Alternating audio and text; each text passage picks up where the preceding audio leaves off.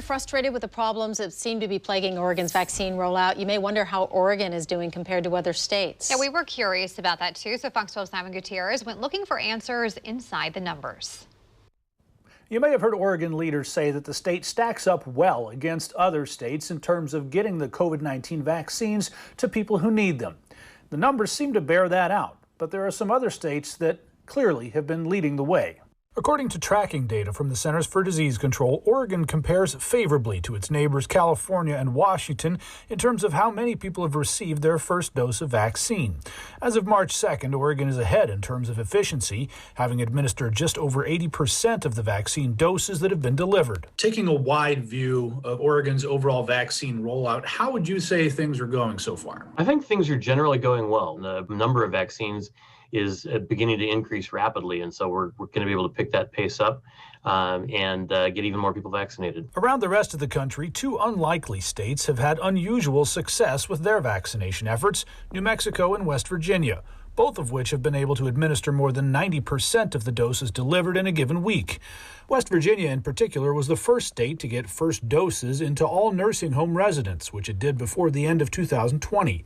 Clay Marsh is dean of West Virginia University School of Medicine and was appointed by the governor as the state's coronavirus czar.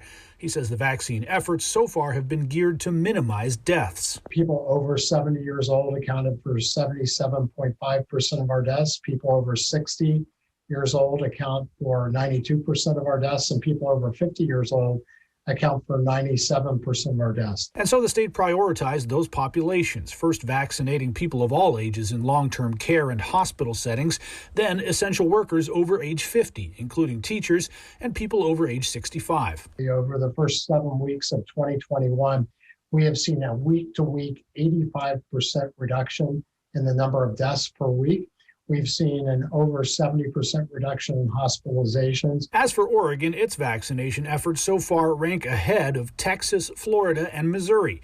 OHA Director Patrick Allen says despite recent frustrations and criticism that Oregon chose to vaccinate teachers of all ages ahead of some seniors, the state is still on track to have 75% of its eligible seniors vaccinated with at least one dose by early April. You know, in flu season, we get about 1.5 million doses into people's arms over the course of about 2 months, typically in about October and November. So we've got lots of capacity to fill up as long as we can get the doses.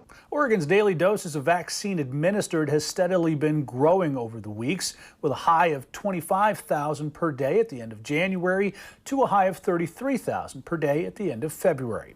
I'm Simon Gutierrez, Fox 12 Oregon.